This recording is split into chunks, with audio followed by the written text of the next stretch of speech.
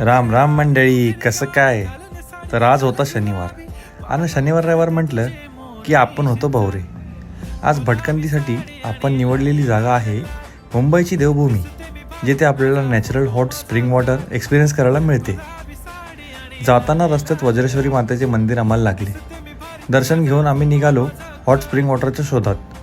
पुढे 1200 मीटरवर आम्हाला हॉट स्प्रिंग वॉटरचे पहिले कुंड रामेश्वर मंदिरात मिळाले. येथे महादेवाचे दर्शन घेऊन आम्ही पहिल्या कुंडाजवळ येऊन थोडा वेळ बसलो. तेथे आम्हाला असे कळले की लोक खूप लांबून लांबून त्या कुंडामध्ये स्नान करण्यासाठी येतात.